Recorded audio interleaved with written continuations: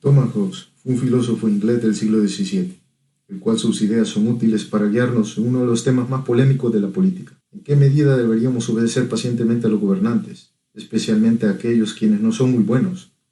¿En qué medida debemos comenzar revoluciones y destituir gobiernos en busca de un mundo mejor? El pensamiento de Hobbes es inseparable de un gran evento que comenzó cuando tenía 64 años, y lo marcó tan profundamente que dio inspiración a todo su pensamiento. De manera notable, murió cuando tenía 91 años, y todo por lo que es recordado hoy en día lo escribió después de la edad de 60 años. Este evento fue la Guerra Civil Inglesa. Un diviso, costoso y sangriento conflicto hizo estragos en Inglaterra durante casi una década, y enfrentó a la fuerza del rey contra las del Parlamento, lo cual llevó a la muerte de unas 200.000 personas en ambos lados. Hobbes era por naturaleza un hombre profundamente pacífico y prudente.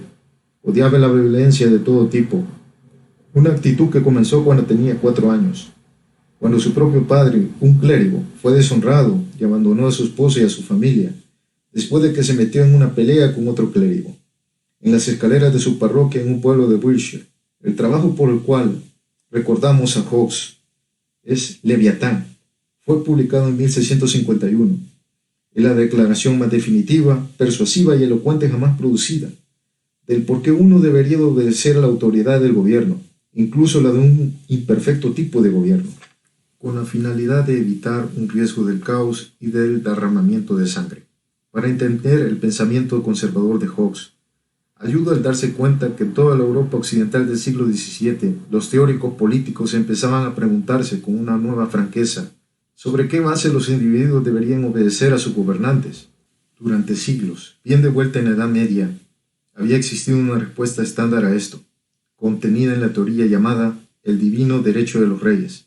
Este era una contundente y sencilla, pero muy eficaz teoría, la cual afirmaba que no era otro sino Dios quien nombró a todos los reyes, y que uno debería obedecer a estos monarcas por una clara razón, porque Dios lo dijo, y si no estaba de acuerdo, los enviaban al infierno. Pero esto dejó de ser tan convincente para muchas personas reflexivas, quienes argumentaron que el derecho a gobernar en última instancia no pertenecía a los reyes, sino a las personas comunes, quienes son los que le dieron el poder a los reyes, y que por lo tanto solo deberían esperar el recibir órdenes de los reyes, siempre y cuando, pero y tan solo si, en el que las cosas estuviesen funcionando bien para ellos. Esto fue conocido como la teoría del contrato social del gobierno. Hobbes pudo ver que la teoría del divino derecho de los reyes era un sinsentido, y que además iba a ser cada vez más poco convincente en la medida que la observancia religiosa declinase. Hobbes, de manera clandestina, era ateo.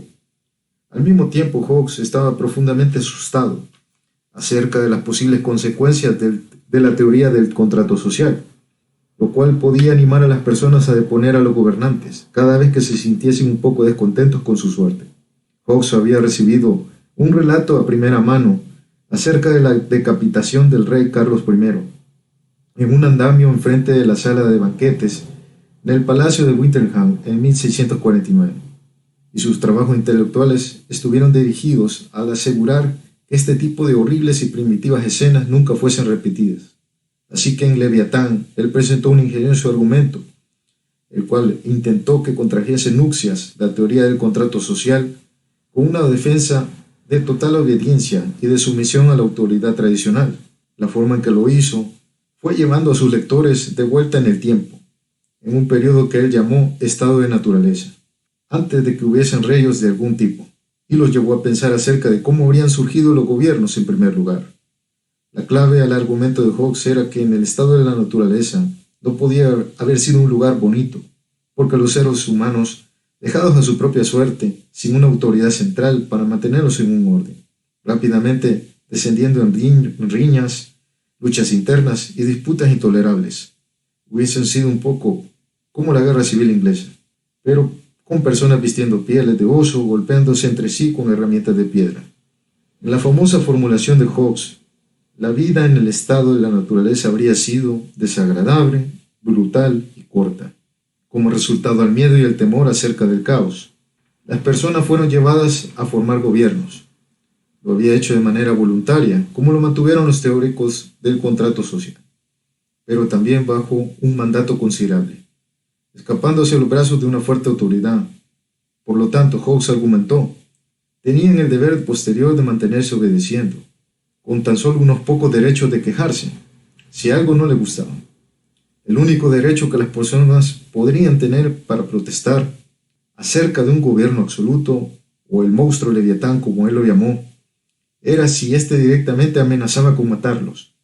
No obstante, si el gobierno meramente fastidiaba a la oposición, imponía nefastos impuestos, paralizaba la economía, encerraba a sus opositores, esto no era considerado ninguna razón para salir a las calles y exigir un cambio de gobierno.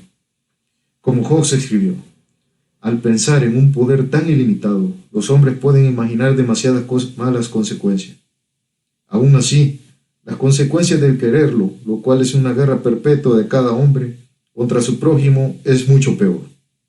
Admitió que un gobernante puede venir junto con una inclinación de hacer maldades, pero las personas todavía tendrían el deber de obedecer debido a que los asuntos humanitarios no pueden ser sin algún inconveniente.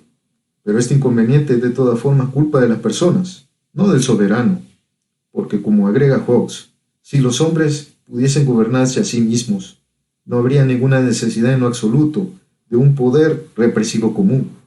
Hawks continúa argumentando, el que se queje de un prejuicio por parte de su soberano, se está quejando de aquello del cual él es autor de en sí mismo. Y por lo tanto no debería de acusar a ningún hombre sino a sí mismo. La teoría de Hawks era oscura, cautelosa, y no especialmente esperanzadora acerca del gobierno. En nuestros momentos más optimistas, queremos que él esté equivocado, pero parece que el nombre de Hawks siempre será relevante y fresco, cuando las revoluciones motivadas por la búsqueda de la libertad salgan horriblemente mal. Hawks mantuvo en el prefacio de Leviatán, el que había escrito del libro, sin parcialidad, sin aplicación, y sin ningún otro diseño que el establecer frente a los ojos del hombre la relación mutua entre la protección y la obediencia.